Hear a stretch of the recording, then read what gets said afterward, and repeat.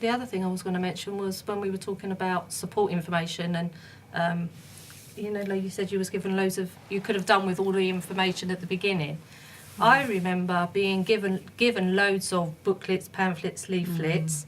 So the hospital and the nurses were doing their job, but I'll confess I didn't. They just went in a pile on the floor. I didn't actually look. So I'm almost like contradicting myself in as much as we were given the information, but didn't use it because we were too preoccupied with all the other stuff at the time. What about the rest of you in terms of getting the information that you needed to make the choices? Did you get the... Well, we didn't really have...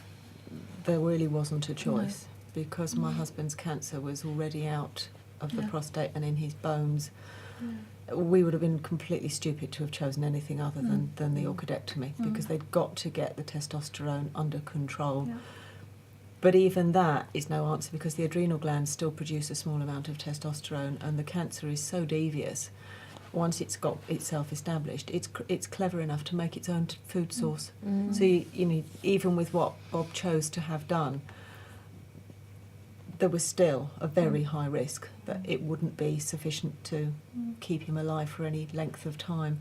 So we weren't in that privileged position. Yeah, we looked at the internet, but quite a bit of the stuff was out of date. And I said to her, I can't handle this. It's going to make it so confusing. We've got to believe that the people who are looking specifically at you as a patient and what's happening to you are giving you the best advice. And we just had to trust it. And I thought, I'm not going to muddy the waters with anything else. We haven't got the time. So I was very similar to you. I looked on the internet and the dermatologist that I saw, she's saying that some of it is so inaccurate that's on the internet. So I thought, I'm not going that way. And I had to believe that the consultant was an expert and he knew what he was talking. So I had to have faith, and I did have faith in him, so I didn't have any choice but to go ahead and have the surgery. But you found someone you trusted? It was really important for me to have trust in and believe, not only trust but belief that this person knew what they were doing.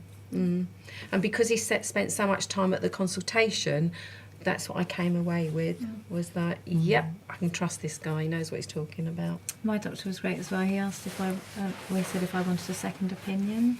Oh, brilliant. And I trusted him 100%, but it was something that, it was about having a transplant, and I'd gone to see another expert about that, because that wasn't my original consultant's department, really.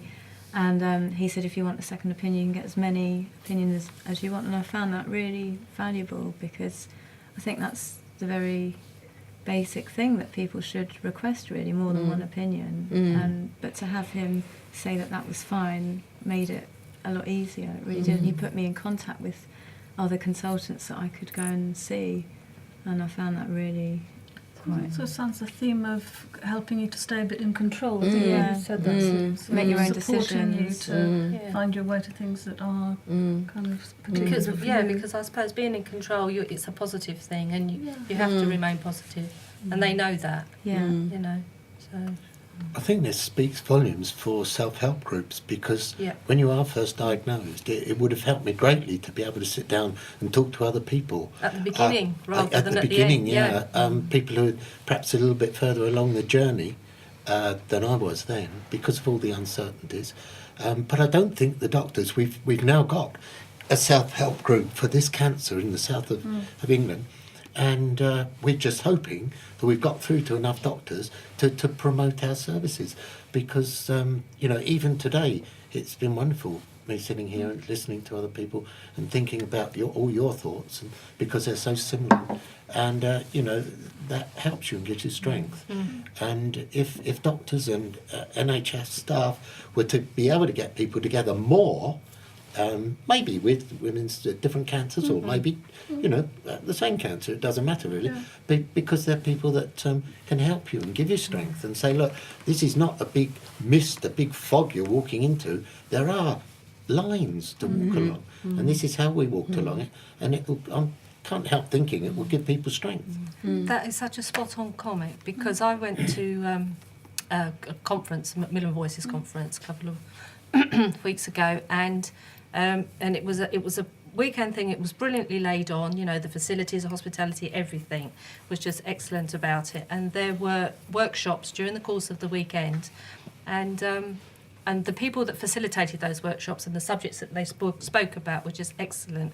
But the main message I took away was that there wasn't enough. It became a massive support group, because during those workshops you went off on a tangent, because all the people wanted to do was talk to each other about their experiences and share those experiences, because they weren't getting the opportunity to do that anywhere else. And that's why support groups are so vital. And yeah, I think they should be offered at the beginning of the journey, not at the end, because that's when you really need it. Well, we were quite lucky, because the support group that operates where I live, when the diagnosis was given to us, we were given a folder of information, and that put us in touch with the support group. And they were helpful, but events moved too fast for us to be able to stay in it too long.